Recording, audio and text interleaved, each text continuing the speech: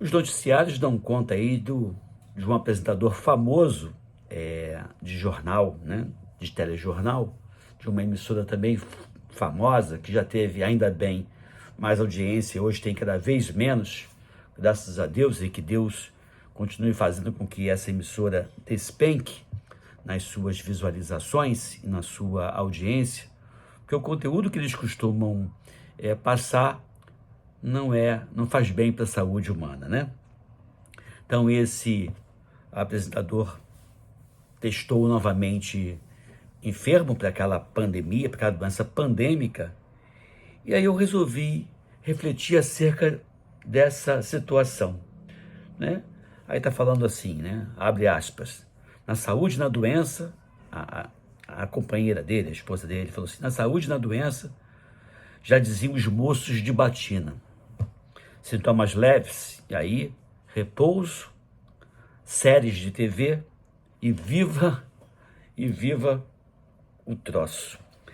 Estava revendo aqui essa situação, pelo menos a mídia conta que ele foi infectado em 2022 e na época de 2022, segundo consta na mídia, foi a primeira vez que ele ficou doente.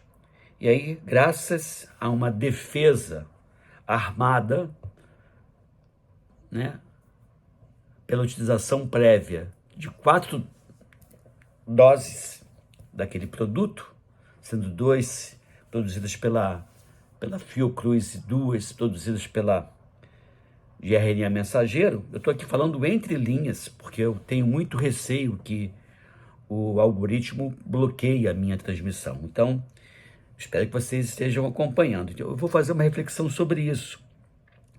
E para começar essa nossa reflexão, diz assim: o que sabemos é uma gota, o que ignoramos é um oceano. Eu asseguro para você que essa nossa ignorância, ela é em parte fruto de ausência de verdade ou de meias de verdades que são propagadas ou anunciadas. A gente não tem informação a 100% do que vem ocorrendo. Mesmo as publicações científicas, elas pecam bastante. Até um seguidor falou assim: mas por que você fez 2 vezes?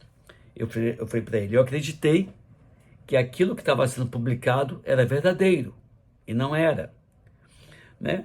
A gente percebe ao longo desses anos, já temos 5 anos do surgimento desse novo agente infeccioso, a tendência desse agente infeccioso é baixar a sua agressividade, que a gente chama de virulência, isso vem ocorrendo, e ganhando maior transmissibilidade. Então, esse cidadão que está de novo agora enfermo, já foi infectado em 2022. Então, não me parece que tenha comorbidade, e eu não sei se fez ou não a medicação reposicionada, mas pelo biotipo dele, eu acho que ele leva à risca a medicina do estilo de vida, que é dormir bem, comer bem, atividade física, gerenciar estresse, bons relacionamentos, não abusar de drogas lícitas ou não, e deve cuidar também da saúde oral. Então, esse comportamento faz com que a enfermidade, a despeito dele já ter 60 anos, que a enfermidade tenda a ser de menor gravidade, tá certo? E aí essa evolução que está sendo observada com esse cidadão seria uma exceção ou seria a regra? Absoluta regra. E essa boa evolução, asseguro, não é porque teve isso previamente, mas não é mesmo, né? A tendência desse novo coronavírus é cada vez mais se atenuar. É isso que a gente está observando. Até o final dos anos 90, nós tínhamos cerca de apenas 4 tipos diferentes de coronavírus, descrito desde os anos 60 do século passado. Depois surgiu o vírus em 2002, 2003, que era o SARS-CoV-1. 2012 surge o MERS, que é aquele da pneumonia do Oriente Médio. E 2019, o SARS-CoV-2. E aí a gente, que tinha apenas 4 tipos de coronavírus, nós ganhamos mais recentemente mais 3 tipos.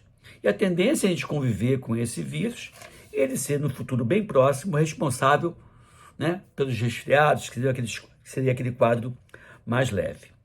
Eu queria passar uma informação mais para médico, e aí eu peço que você tenha só um pouquinho de paciência, porque nem todo mundo aqui é médico. Por que ocorre novamente infecção pelo SARS-CoV-2? Dois são os motivos, né? Primeiro, é uma infecção que tem um período de incubação curto, então mesmo que você tenha montado uma resposta imune lá atrás, a tendência dos anticorpos é caírem e você ficar vulnerável novamente, e como o período de incubação é curto, uma resposta imune secundária demora 3 a 7 dias, é possível que você adoeça antes de ter o reforço da resposta imune. Então, isso vai ocorrer. A tendência é cada vez de menor gravidade, mesmo que o vírus não se modifique, porque você vai montando uma resposta imune ao longo dos anos, que vai fazer com que você tenha uma resposta imune melhor e, portanto, uma menor gravidade daquela mesma infecção. Estava revendo aqui a questão dos coronavírus recentes, né? Em 2002, 2003 surge o SARS-CoV-1, que foi responsável, pelo que eu pude ver, por 800 óbitos. Em 2012 surge o da pneumonia do Oriente Médio, que é responsável aí por cerca de 862 mortes. Portanto, morreu mais em 2012 do que em 2003. E agora, 2012, 2019 em diante, já são notificados no Brasil 700 mil mortes só no Brasil. As mortes que eu falei antes foram as mortes no mundo.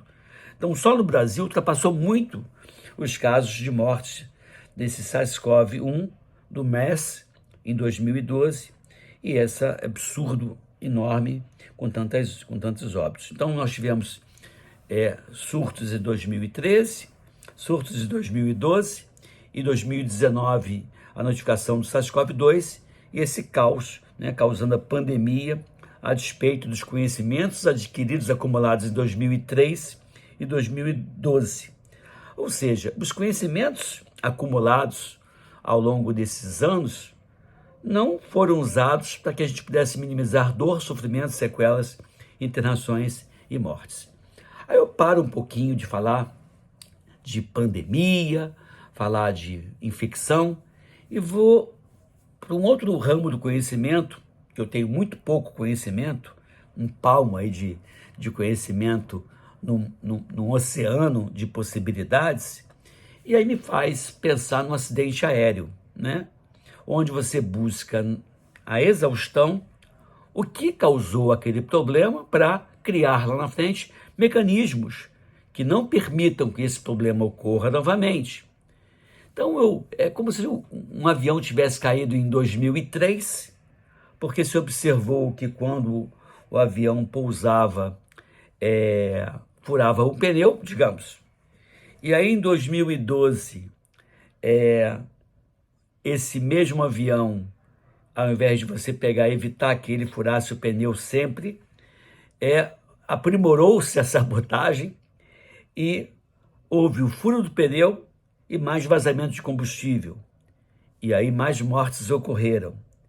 E aí em 2019, o conhecimento adquirido em 2003 e 2012, né, aprimorou-se, perdoe-me a palavra, aprimorou-se a sacanagem, e a gente vê hoje milhares de pessoas, milhões de pessoas morrendo no mundo, bem diferente do que se observou com o novo coronavírus em 2003, em 2012 e agora. Se você pensar no Brasil, né, que só no Brasil, em 2024 agora, nós temos cerca de 40 milhões de casos notificados e usualmente apenas 10% dos casos que realmente ocorrem são notificados. Se forem 40 milhões de casos notificados e 40 milhões representar 10%, quer dizer que 100% seria 400 milhões.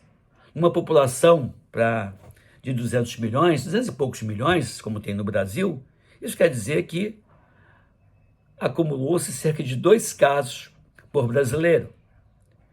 Se você pensar, tá, não digamos que a notificação tenha sido 100%, e ainda assim, a gente sabe que apenas 20% das pessoas que são infectadas desenvolvem os sinais e sintomas da infecção, e que todos os casos fossem notificados, 40 milhões que foram notificados, representando 20%, 100% representaria 200 milhões, ou seja, um cálculo mais conservador, um cálculo pensando numa notificação plena, ideal, que não existe, nas duas configurações nós teríamos 100% da população brasileira já tendo sido infectada previamente a despeito daquilo. Então você falar que hoje você adoece de menor gravidade, não seria correto. Desculpe, não seria correto. É uma visão simplista para reduzir a nada a imunidade adquirida de forma natural e valorizar ao extremo uma proteção, alguma coisa secundária ao produto que fora inoculado. Então, assim, é uma reflexão que eu queria fazer com vocês. Espero que vocês tenham gostado desse vídeo. Dê o seu like. Entenda que a enfermidade está sob controle hoje. Não foi por isso. Foi porque houve a infecção natural de uma forma disseminada e o agente infeccioso sofreu uma atenuação por causa dessas replicações repetidas em vários cidadãos, em vários seres humanos, e a tendência é realmente essa. É assim que os vírus se comportam de uma forma geral. E aí eu queria que vocês, de 0 a 11.911, dessem o seu like e que você colocasse aqui a sua opinião, o seu comentário. Me diz de onde você está me assistindo. E o nosso canal continua subindo graças a você. Não deixe de se inscrever aqui no Dr. Migovski, tá bom? E continua seguindo lá também o professor Edmilson Migovski. São dois canais que são importantes a gente manter o diálogo, porque se um for bloqueado, a gente tem o outro para continuar conversando, tá bom? É isso aí. Fique aqui, fique bem, fique com a gente e até breve. Obrigado aí pela tua audiência. Tchau, tchau. Compartilhem. Valeu.